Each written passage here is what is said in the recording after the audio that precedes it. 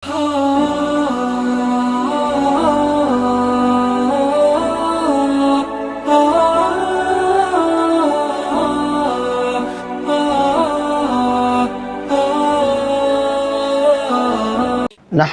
ونصلي ونسلم على رسوله الكريم اما بعد فاعوذ بالله من الشيطان الرجيم بسم الله الرحمن الرحيم قد جاءكم من الله نور وكتاب مبين آمنت بالله صدق اللہ مولانا العظیم۔ حمد و ثنا کے بعد ناظرین کرام السلام علیکم ورحمۃ اللہ وبرکاتہ۔ آپ دیکھ رہے ہیں پروگرام سیرت النبی صلی اللہ تعالی علیہ وسلم۔ اللہ تعالیٰ نے قرآن مجید میں ارشاد فرمایا قد جاءکم من اللہ نور و کتاب مبین، کہ اس آیت مبارکہ میں اللہ تعالیٰ نے فرمایا کہ اللہ نے تمہارے پاس ایک نور بھیجا ہے۔ یاد رکھیے کہ سرور دو عالم صلی اللہ تعالیٰ علیہ وسلم کو اس آیت مبارکہ میں اللہ تعالیٰ نے نور فرمایا کہ تحقیق تمہارے پاس ایک نور آیا۔ نور جو ہے وہ دو طرح کا ہوتا ہے، ایک ہوتا ہے نور حسی اور ایک ہوتا ہے نور معنوی۔ نور حسی سے مطلب یہ ہے کہ وہ نور کہ جسے آپ جو ہے اپنے حواس خمسہ سے دیکھ سکتے ہیں، محسوس کر سکتے ہیں۔ اب جیسے کہ سورج کی روشنی ہے، آپ اسے دیکھ سکتے ہیں، ٹھیک ہے، یہ نور حسی کہلاتا ہے۔ اور ایک ہے نور معنوی، یعنی وہ نور کہ جو بظاہر دکھے تو نہیں مگر وہ لوگوں کے لیے باعث ہدایت بن جائے۔ اب جیسے قرآن ہے، اسے بھی اللہ تعالیٰ نے نور فرمایا ہے، یا اسلام ہے یہ بھی نور ہے، تو یہ لوگوں کے لیے ذریعہ ہدایت ہے۔ تو سرور دو عالم صلی اللہ تعالیٰ علیہ وسلم نور حسی بھی ہے اور نور معنوی بھی ہے۔ نور حسی یعنی وہ لوگ کہ جنہوں نے سرور دو عالم صلی اللہ تعالیٰ علیہ وسلم کو باقاعدہ آپ کے چہرے کو چمکتے دیکھا، جیسے کہ حضرت ابو ہریرہ رضی اللہ تعالیٰ عنہ روایت کرتے ہیں، فرماتے ہیں کہ ما رأیت شیئا احسن من وجہ رسول اللہ صلی اللہ تعالیٰ علیہ وسلم، آج تک میں نے حضور سے زیادہ حسین و جمیل کوئی شخص دیکھا ہی نہیں ہے۔ کأن الشمس تجری فی وجہہ، گویا کہ سورج کی چمک سرور دو عالم صلی اللہ تعالیٰ علیہ وسلم کے چہرے انور سے روشنی لے کر دنیا میں چمک رہا ہے۔ یعنی جو سورج کی روشنی ہے، جو سورج کی چمک ہے، وہ حضور سرور دو عالم صلی اللہ تعالیٰ علیہ وسلم کے چہرے انور کے سامنے اس کی کوئی حیثیت نہیں ہے۔ اور حضرت جابر رضی اللہ تعالیٰ عنہ حضور کے بارگاہ میں عرض کرتے ہیں فداک ابی و امی یا رسول اللہ صلی اللہ تعالیٰ علیہ وسلم اخبرنی عن اول شیء خلقہ اللہ تعالیٰ، یا رسول اللہ صلی اللہ تعالیٰ علیہ وسلم آپ مجھے یہ خبر دیجئے کہ سب سے پہلے اللہ تعالیٰ نے کس چیز کو پیدا فرمایا۔ حضور سرور دو عالم صلی اللہ تعالیٰ علیہ وسلم نے ارشاد فرمایا یا جابر ان اللہ تعالیٰ خلق قبل الاشیاء نور نبیک من نورہ، اے جابر رضی اللہ تعالیٰ عنہ سب سے پہلے رب تعالیٰ نے تیرے نبی کے نور کو اپنے نور سے پیدا فرمایا۔ یعنی اللہ تعالیٰ نے حضور نے فرمایا کہ میرے نور کو اپنے نور سے پیدا فرمایا، اور یہ حضور سرور دو عالم صلی اللہ تعالیٰ علیہ وسلم خود ارشاد فرما رہے ہیں۔ اور حضور سرور دو عالم صلی اللہ تعالیٰ علیہ وسلم نے خود یہ بھی ارشاد فرمایا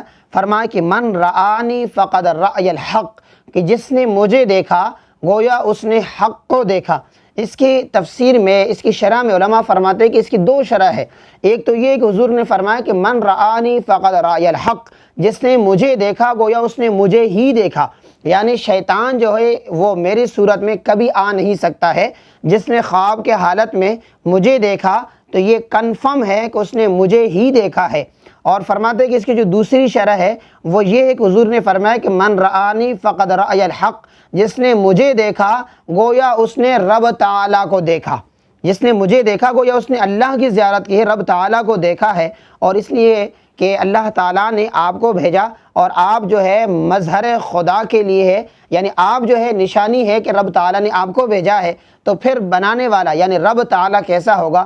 اور آپ علیہ الصلاۃ والسلام نے فرمایا کہ میری جو حقیقت ہے وہ رب تعالیٰ کے علاوہ آج تک کسی نے پہچانا ہی نہیں ہے۔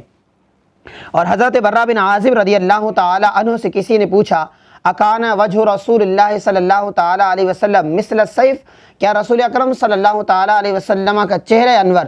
تلوار کی طرح چمکدار تھا؟ تو حضرت برہ بن عازب رضی اللہ تعالی عنہ فرماتے ہیں نہیں، بل کان وجہ رسول اللہ صلی اللہ تعالی علیہ وسلم مثل القمر، نہیں بلکہ چہرہ انور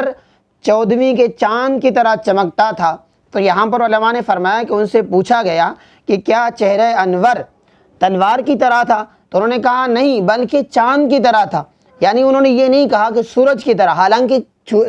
تلوار کے اندر بھی چمک ہے اور اسی طریقے سے سورج کے اندر بھی چمک ہے، مگر حضرت برہ بن عازب رضی اللہ تعالیٰ عنہ نہ تلوار فرما رہے ہیں اور نہ ہی سورج فرما رہے ہیں، بلکہ فرماتے کہ چہرہ انور 14ویں کی چاند کی طرح تھا۔ تو اس کی وجہ کیا ہے؟ فرمائیں کہ بات یہ ہے کہ جو تلوار کے اندر چمک ہے ضرور اس میں چمک ہے، مگر اس کی جو چمک ہے وہ عارضی ہے، اس پر زنگ لگنے کے امکانات باقی ہے۔ اور اسی طریقے سے جو سورج کی چمک ہے، سورج کے اندر چمک ہے مگر اس میں چمک جو ہے تپش بھی ہے، آپ اسے دیکھ نہیں سکتے ہیں۔ اس وجہ سے فرمائیں کہ چہرہ انور جو ہے وہ 14ویں کی چاند کی طرح تھا، یعنی اگر کوئی شخص پریشان ہو اور پریشانی کے عالم میں چہرہ مصطفیٰ کو دیکھ لیتا تو دنیا کے سارے غم بھول جایا کرتا تھا۔ حضرت ثوبان رضی اللہ تعالی عنہ ایک صحابی رسول ہے، ایک دن حضور کے بارگاہ میں حاضر ہوتے ہیں، چہرہ انور سے لگ رہا ہے کہ پریشان ہے۔ حضور نے پوچھا اے میرے صحابی بتاؤ کیا وجہ ہے تم چہرے سے پریشان لگتے ہو؟ حضرت ثوبان رضی اللہ تعالی عنہ عرض کرتے ہیں یا رسول اللہ صلی اللہ تعالی علیہ وسلم، دنیا میں جب میں پریشان ہوتا ہوں تو میں آپ کے پاس آتا ہوں، یا رسول اللہ میں آپ کی زیارت کر لیتا ہوں، جب میں چہرہ انور کو دیکھ لیتا ہوں تو دنیا کے سارے غم بھول جاتا ہوں۔ یا رسول اللہ صلی اللہ تعالیٰ علیہ وسلم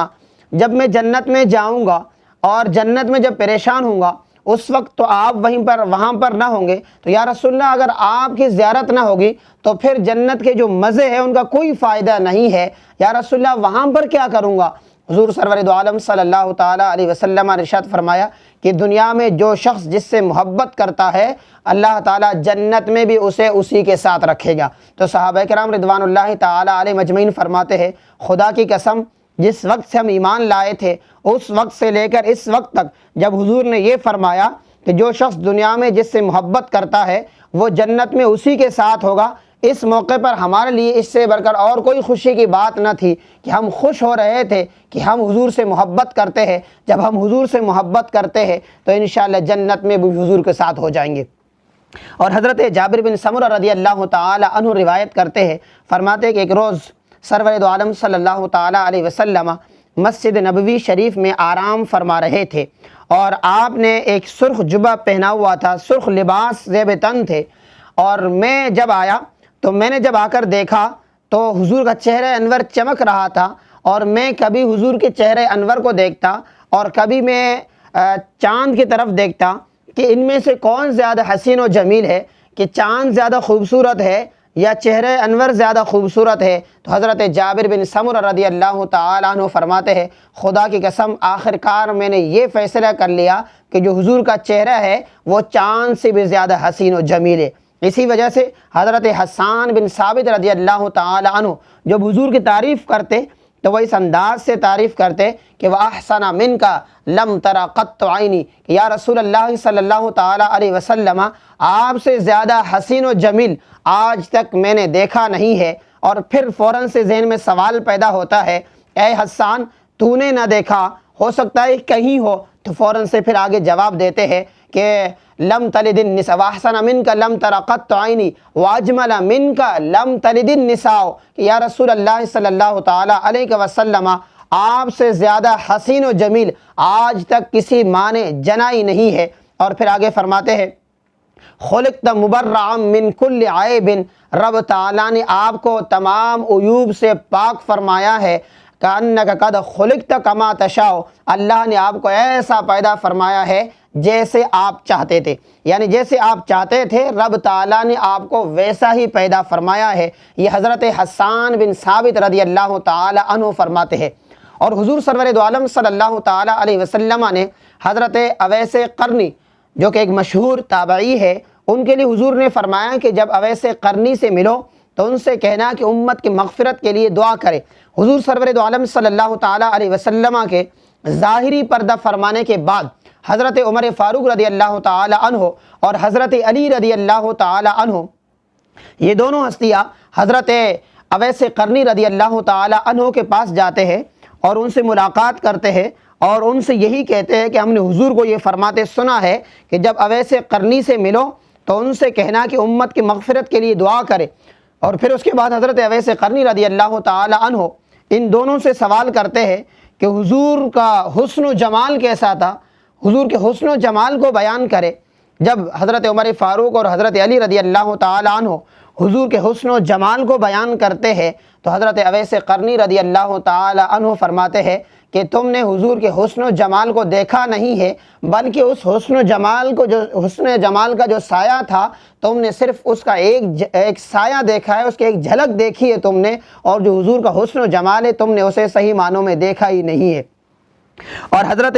ابو ہریرہ رضی اللہ تعالی عنہ سے روایت موجود ہے، ان سے جب کوئی شخص یہ پوچھتا کہ یہ بتاؤ حضور کیسے تھے، حضور کا حسن و جمال بیان کرو، تو حضرت ابو ہریرہ رضی اللہ تعالی عنہ فرماتے خدا کی قسم نہ میں نے حضور سے پہلے حضور جیسا حسین و جمیل دیکھا ہے اور نہ حضور کے بعد میں نے کبھی ایسا حسین و جمیل دیکھا ہے۔ یعنی اللہ نے آپ کو ایسا بنایا تھا، نہ آپ سے پہلے کوئی ایسا شخص گزرا ہے کہ جو آپ سے زیادہ حسین و جمیل ہو، اور نہ آپ کے بعد دنیا میں کوئی ایسا شخص آئے گا جو آپ سے زیادہ حسین و جمیل ہو۔ تو یہ صحابہ کا ایمان تھا، وہ یہی فرمایا کرتے تھے کہ رب تعالیٰ نے آپ کو سب سے زیادہ حسین و جمیل بنایا ہے۔ اور سرور دو عالم صلی اللہ تعالیٰ علیہ وسلم جب مکہ مکرمہ سے ہجرت فرما کر مدینہ شریف تشریف لا رہے تھے تو راستے میں ام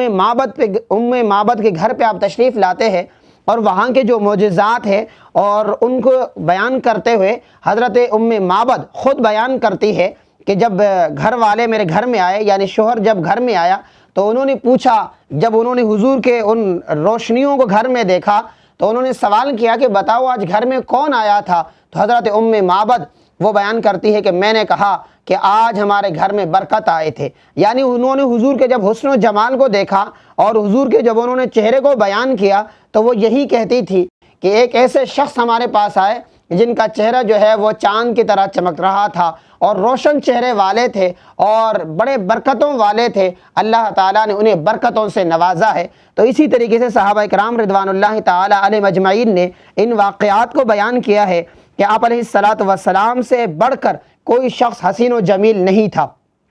حضرت عبداللہ بن سلام رضی اللہ تعالیٰ عنہ جب ایمان لاتے ہیں تو حضرت عمر فاروق رضی اللہ تعالیٰ عنہ نے ان سے پوچھا کہ اے عبداللہ بن سلام بتاؤ تم ایمان کیسے لائے، یعنی تم نے کیا دیکھا حضور میں؟ حضرت عبداللہ بن سلام فرماتے ہیں اس سے پہلے جتنے بھی واقعات تھے ان تمام کو میں پڑھ چکا تھا کہ آخری نبی جب آئیں گے تو ان کے ساتھ یہ واقعات، یہ معجزات ہوں گے۔